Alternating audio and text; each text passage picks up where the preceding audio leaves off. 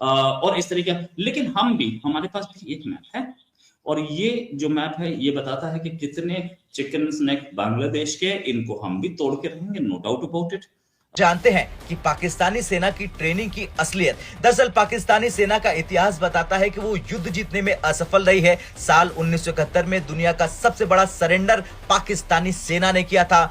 इनको बोलो यार पहले अपनी कंट्री तो बचा लो।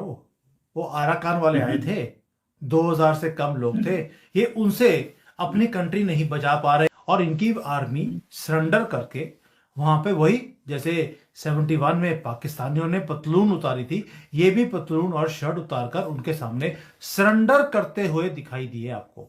ये जो सुअरों की औलाद है, इनकी एक आदत है, जैसे ही इन्हें थोड़ा सा तिनके का सहारा मिलता है कहीं से भी, ये उछलना शुरू हो जाते हैं पॉपकॉर्न की तरह। बांग्लादेश में आज हालात जो हैं वो बांग्लादेश की फौज के काबू से तो बाहर निकल ही चुके हैं, तभी उन्होंने बुलाया पाकिस्तानी सेना को। पाकिस्तानी सेना ने भी जो है वो हाथ पांव खड़े कर दिए और मना कर दिया कि भैया हमारे बस की बात नहीं है। पाकिस्तानी सेना में कौन लोग भेजे जा रहे हैं?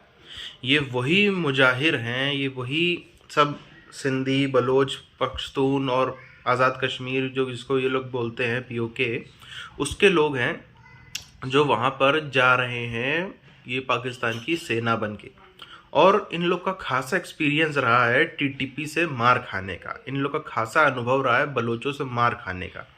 तो एक तो 7 समुंदर पार आए, उनको लगा था यहाँ पे राजा की तरह ट्रीट किया जाएगा जैसे पहले बांग्लादेश में किया जाता था पाकिस्तानी फौजियों को, लेकिन जब पता चला कि यहाँ भी मार ही खानी है तो उन्होंने कहा नहीं नहीं नहीं, हमको वापस भेजो, हम वहाँ भी मार खाते थे, यहाँ भी मार खाने नहीं, परदेश में मार खाने से अच्छा अपने देश में मार खाओ।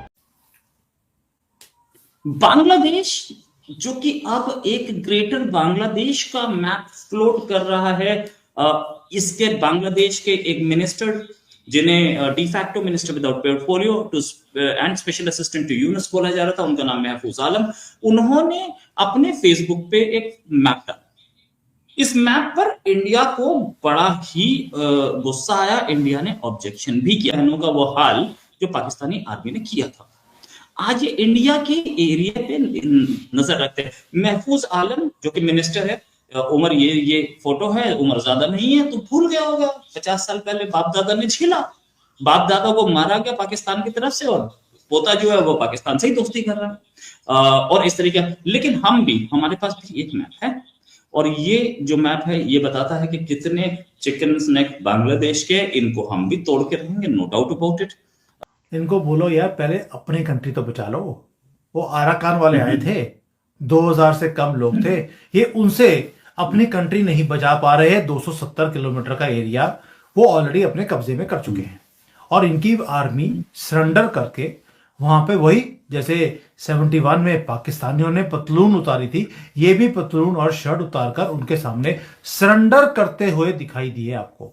और इनकी आर्मी सरेंडर करके वहां पे वही जैसे 71 में पाकिस्तानियों ने पतलून उतारी थी, ये भी पतलून और शर्ट उतारकर उनके सामने सरेंडर करते हुए दिखाई दिए आपको। इतिहास से नहीं सीखता वो उसे दोहराने के लिए अभिशप्त होता है। 50 सालों के लंबे अंतराल के बाद पाकिस्तानी सेना फिर से बांग्लादेश की धरती पर कदम रखने जा रही।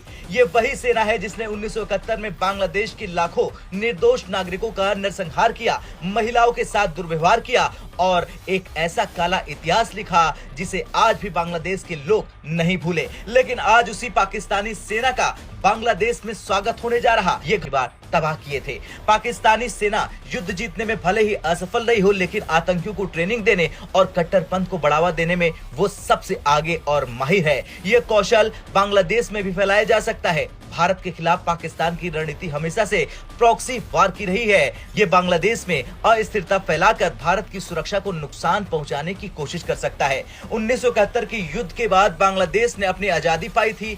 भारत ने इस आजादी के लिए निर्णायक भूमिका निभाई थी, लेकिन आज बांग्लादेश के कुछ राजनीतिक और कट्टरपंथी गुट पाकिस्तान के साथ नजदीकियां बढ़ा रहे हैं। जानते हैं कि पाकिस्तानी सेना की ट्रेनिंग की असलियत। दरअसल पाकिस्तानी सेना का इतिहास बताता है कि वो युद्ध जीतने में असफल रही है। साल 1971 में दुनिया का सबसे बड़ा सरेंडर पाकिस्तानी सेना ने किया था। साल 1999 में कारगिल में भारत ने पाकिस्तानी सेना को पटक कर धोया था और उसे हरा दिया था। पाकिस्तान के अंदर भी सेना केवल तख्ता पलट और सत्ता संभालने में लगी रहती है, लेकिन पाकिस्तानी सेना को आतंकवाद फैलाने और कट्टरपंथ को बढ़ावा देने में महारत हासिल है। खैर, लेकिन ये भारत के लिए खतरा है, क्योंकि पाकिस्तानी सेना बांग्लादेश में आतंकियों को ट्रेनिंग देकर भारत के खिलाफ इस्तेमाल कर सकती है। ये पाकिस्तान के गंदे जीन्स का असर है।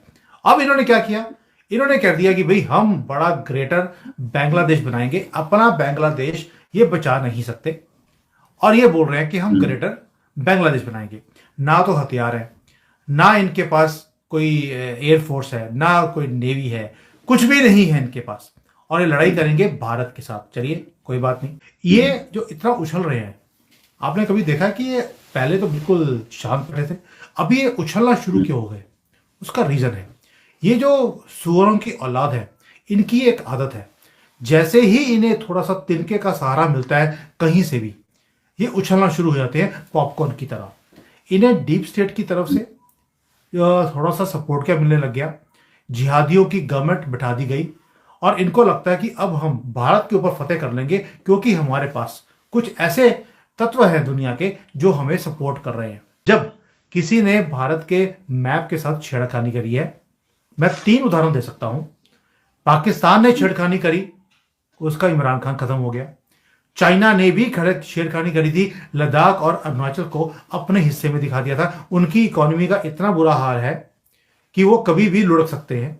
अब बांग्लादेश का नंबर है, ये तीसरा कंट्री है। तो मुझे नहीं लगता इनमें से किसी के साथ भी हमने लड़ाई करी, ना तो पाकिस्तान से करी, खत्म हो गया, ना चाइना से करी। हम ग्रेटर बांग्लादेश बनाएंगे। शायद इसको भूल गया होगा कि 1971 में क्या हुआ था।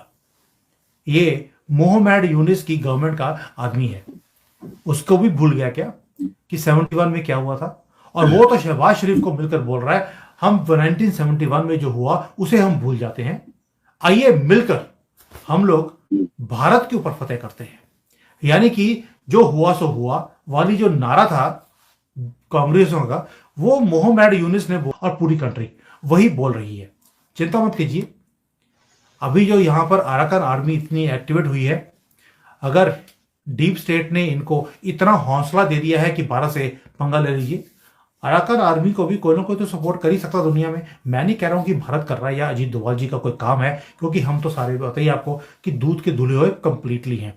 तो अराकान आर्मी को पूरी तरह से अब सपोर्ट मिलेगी, और इनकी कंट्री के अंदर ही आपको 2 या 3 हिस्से। अराकान सेना दिन प्रतिदिन एक के बाद एक चेक पोस्ट आगे ही बढ़ती चली जा रही है, और बांग्लादेशी सेना की अभी भी हिम्मत नहीं है कि वो उसके पीछे जाए। अभी जो कॉक्स बाजार का एरिया है, जो पूरा का पूरा चिटगांव डिस्ट्रिक्ट है, वैसे आपको बता दूं कि पाकिस्तान बांग्लादेश के अंदर में स्टेट्स नहीं है, राज्य नहीं है, मोटा मोटी 5-6 डिस्ट्रिक्ट्स हैं। उसी में से चिटगांव डिस्ट्रिक्ट है। बहुत डिस्ट्रिक्ट भी वहाँ के बड़े होते हैं साइज के हिसाब से, तो उसमें बड़ी संख्या है, खास तौर पर ट्राइबल्स की, बुद्धिस्ट की, हिंदुओं की अच्छी खासी वहाँ पर संख्या है।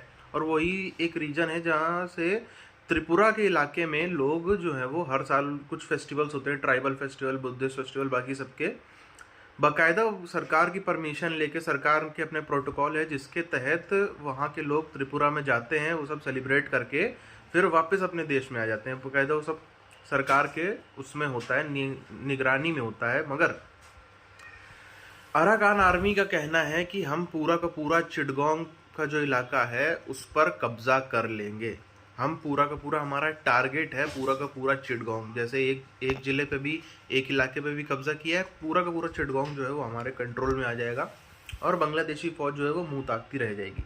और इसके लिए जो है वो अराकान आर्मी के पास में रिसोर्सेज की भी कोई खास कमी नहीं है। बंदूकों से लेकर अच्छे उनके पास में सेल्फ मेड ड्रोन भी वो लोग बना लेते हैं। खुद से उनके पास में हथियार बनाने की भी क्षमता है। ड्रोन से लेकर काफ़ी सारा गोला बारूद वो खुद भी बनाना जानते हैं। मतलब अच्छा खासा उनके पास में टेक्नोलॉजी वगैरह है, जिसका सीधा मतलब है पीछे से उनको मदद अलग अलग जगहों से मिल रही है। तो बांग्लादेश अगर ये अकेले सोचे कि पाकिस्तान से, एक ऑलरेडी भूखे नंगे देश से मदद ले करके वो इंडिया से पंगा लेने की सोच सकता है, तो बाकी जो अराकान जैसे संगठन है, विद्रोही संगठन है, रेबेल्स हैं, इनके पास भी अमेरिका से लेके भारत सबका सपोर्ट हासिल